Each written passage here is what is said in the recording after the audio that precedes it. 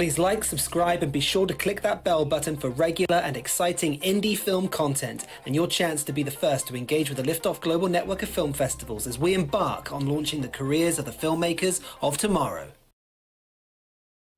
Hello everyone and welcome to today's stream. Today we're looking at the Toronto LiftOff Film Festival and the first weekly roundup that we're doing for the audience round of the Toronto LiftOff Film Festival. Before we get going, I am going to give you a little bit of LiftOff news. And also I just wanted to mention, if you are watching this live, the chat room is now open, so feel free to leave some comments and support and shout out the films that you're supporting during this festival.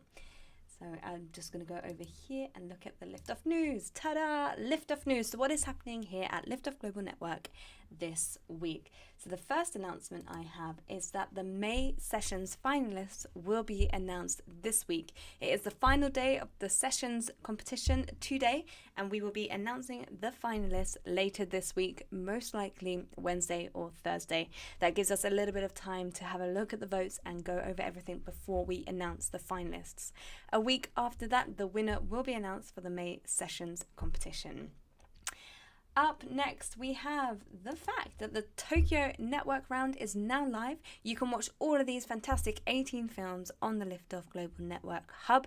If you're in the Hub, you will have access to these films. There are some incredible films in here, a mixture of features and shorts. So do make sure that you get to watch those before it ends on the 14th of June. And then up next is we have our screenwriter showcase taking place this Friday at the Pinewood offices, where we've invited a screenwriter along with his wonderful short film script, and we are inviting actors to come through and give a professional read through of that project. It will be a wonderful day and we're very much looking forward to it here at the Pinewood Studios and here at LiftOff Global Network. So that is a little bit of LiftOff news. But back to the posters. So we are focusing on the Toronto LiftOff Film Festival. Thank you for those that are joining us in the chat. Sharma Pictures, The Maintenance Man, first time filmmaker. Welcome to today's stream and thank you for commenting in the chat room. I can see that there are some other people on the chat. So if you do want to shout out a film, please do. We'll be announcing those through the duration. But as I said, we are looking at the Toronto LiftOff Film Festival. So this went live on the 5th of June and will be running until the 3rd of July. So we have a full month long to watch the fantastic programs that we have for the Toronto LiftOff Film Festival. There are 4 programs, including our local filmmakers, our judges select shorts, our trendsetter shorts, and also the features program. So first thing I want to talk about before we go ahead and look at which films are currently in the lead during the audience votes, I just want to explain how this festival month runs.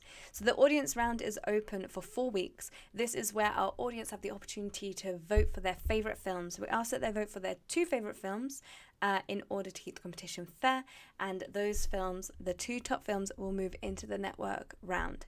That being said, our LiftOff jury are going through all of the content as we speak across all 4 pages, and they will also be putting their favourite films into the network round.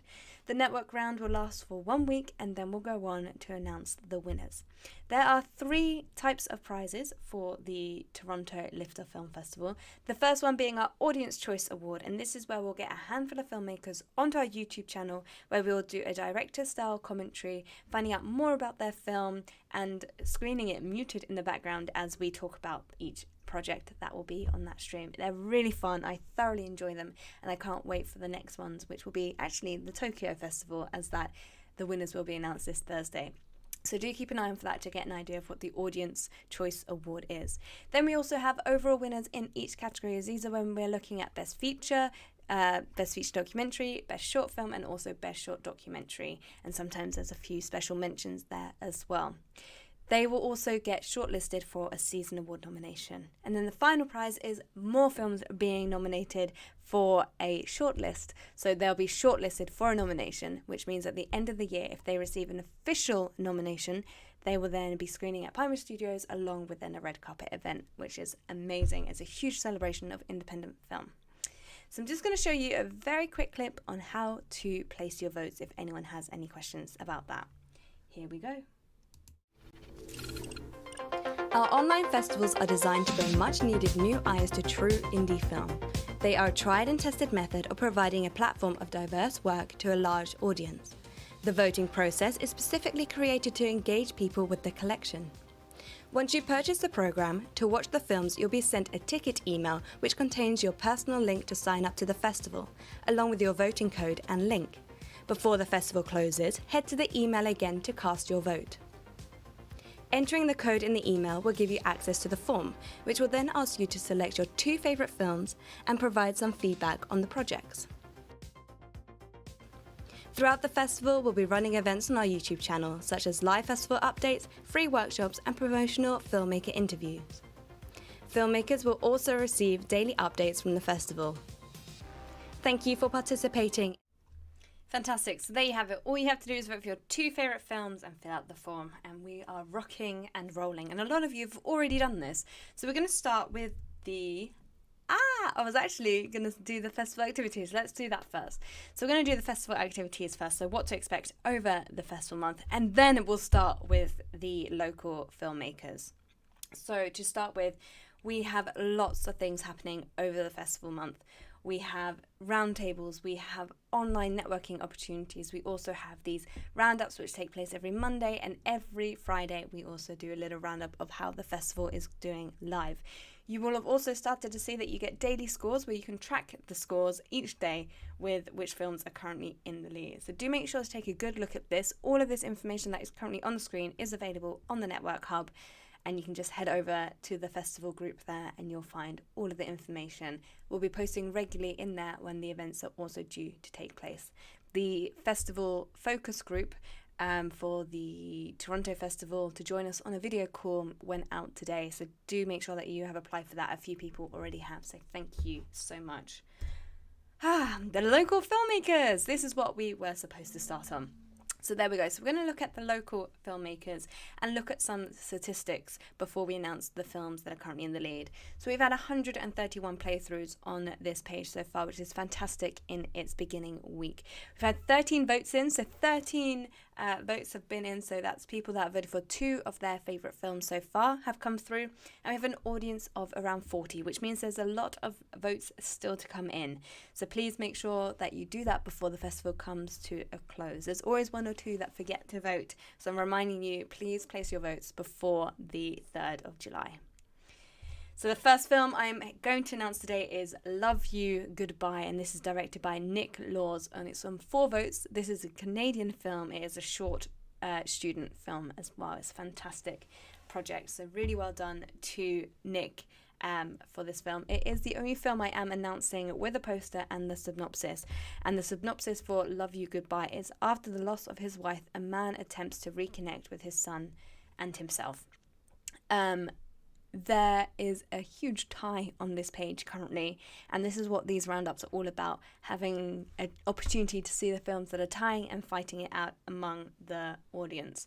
So the next couple of films I am about to announce are all tied on 2 votes. There are 6 films, so here we go. The first one is Bring Back the Whistle Dog, which is directed by Bob Simpson. Then we have Death Duty by Antonio Gonzalez Wanga, also on 2 votes. We have Hold Your Hand by Will Noble, Hollow by Keegan Tranquist. Then we have Le Select, directed by Rafael Alvarez. And then we have Long Kiss Goodbye, directed by Du Vit Tai Tong. I hope I pronounced that correct. Up next, we're going to be looking at the Judges Select Shorts. So currently we have 272 playthroughs across this page, which is fantastic numbers. We've got 18 votes in and an audience of 35.